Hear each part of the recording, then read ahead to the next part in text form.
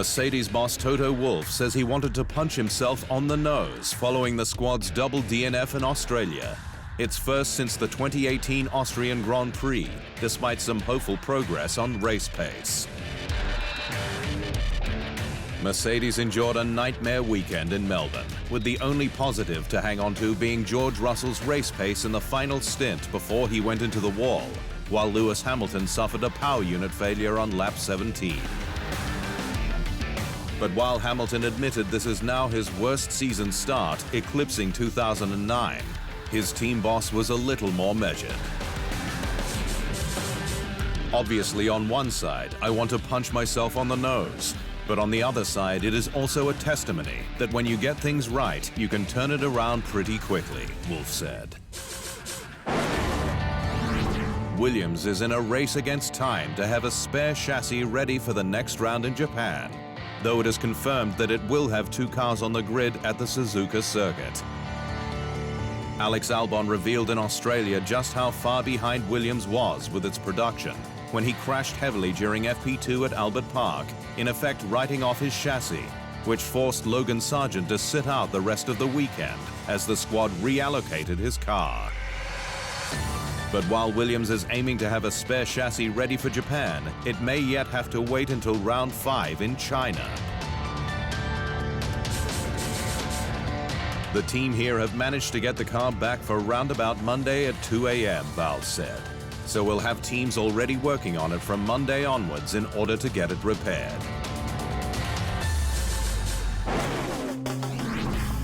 Mercedes' Toto Wolff has backed his wife, F1 Academy Director Susie's lodging of a criminal complaint against the FIA, stating that she's a strong woman who doesn't take anything from anyone. The Wolffs were the subject of an FIA conflict of interest inquiry last year, following an article in Business F1 magazine that alleged the teams were up in arms about the couple sharing confidential information. But the FIA ended its investigation after just 48 hours, following a near-identical statement from the remaining 9 teams, which said they had not made the required complaint to kickstart the probe. Susie Wolff said that she was deeply insulted but sadly unsurprised at the time, and has since lodged a complaint in the French courts. It matters for her most to find out what happened and people take accountability and responsibility, and things are not brushed under the carpet, her husband Toto Wolff said. Wolff's legal action was announced on the same day that FIA President Mohammed Ben Sulayem was cleared of wrongdoing from allegations of interference at 2 F1 events. Max Verstappen says he wants to see out his current deal with Red Bull that extends through to 2028, putting to bed persistent rumors that he was set for a shock switch to Mercedes. Tensions at the energy drink squad reached fever pitch in early March after a complaint brought against team boss Christian Horner for alleged misconduct was dismissed, and then purported evidence from the KC-led investigation was leaked. The since-suspended complainant has exercised the right to appeal Red Bull's clearance and filed a formal complaint with the FIA, but the squad's Dutch driver has sought to calm the squad's ranks. I'm happy within the team, and of course it's very important that we try to keep the key players in the team for a longer period of time, Verstappen said.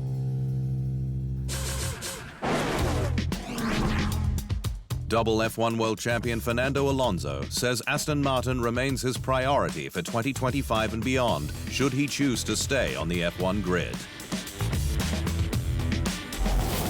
Alonso is one of 13 drivers out of contract at the end of the season, with seats at Red Bull and Mercedes available. But he's recently changed his tune to be more interested in staying in green. And while the Spaniard knows he's the key to the 2025 driver market, he doesn't want to keep Aston Martin on the hook. I don't want to wait maybe until summer because I think that will be unfair for me and the team if they have to find more options and things like that, he said.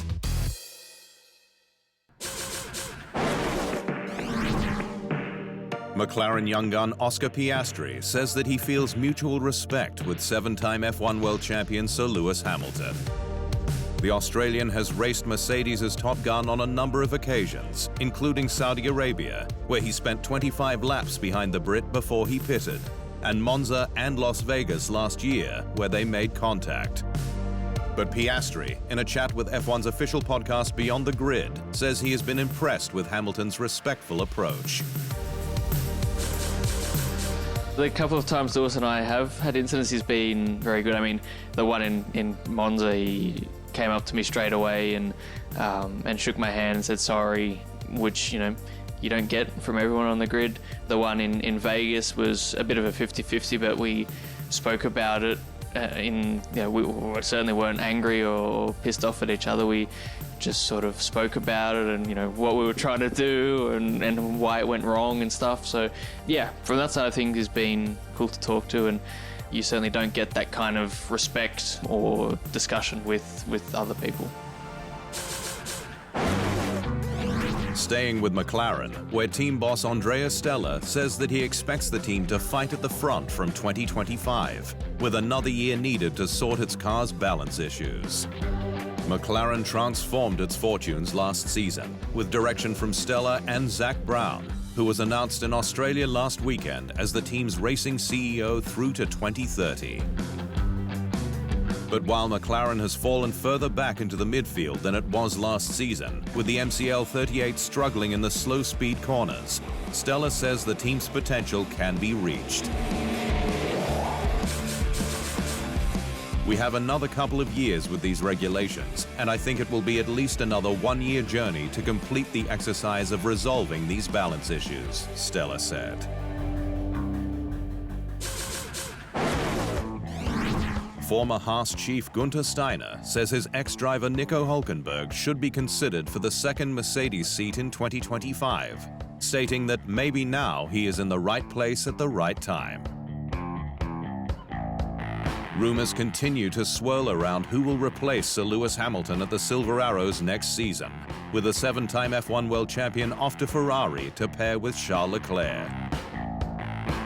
But while Merck's shopping list is understood to be topped by F2 young gun Andrea Kimi Antonelli, double F1 world champion Fernando Alonso, Carlos Sainz, and even the reigning F1 world champion Max Verstappen, should he jump from Red Bull, Steiner says that if he was Mercedes' team boss, he wouldn't say no to the Hulk after his very cool recent point scores. He was often underestimated, and he was usually in the wrong place at the wrong time, he said. Mercedes has bolstered its technical team for 2025 and beyond, with the addition of 2 Ferrari Top Guns now on gardening leave. Simone Resta, previously seconded to Haas as technical director, will be joining as strategic development director, while Enrico Sampo will switch camps as head of performance software applications.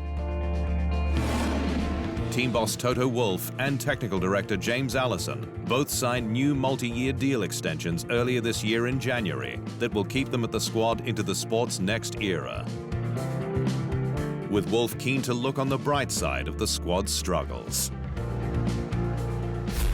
When things are difficult, when you need to dig deeper, this is where you learn the most. And I'm sure we will be looking back in a few years and saying, as bad as it felt in those moments, it was an important and necessary development in the long-term success of this team. The life of the late great racer Sir Stirling Moss will be celebrated with a service of thanksgiving at London's famed Westminster Abbey on May 8. Moss, who was considered the greatest F1 driver to never win the World Championship, passed away in April 2020, aged 90. But his family couldn't arrange a memorial ceremony at the time due to the pandemic restrictions throughout the UK and the world. 3-time world champion Sir Jackie Stewart will be a speaker at the service, while a number of Moss's most iconic cars will be on display, with additional examples on show at the Royal Automobile Club.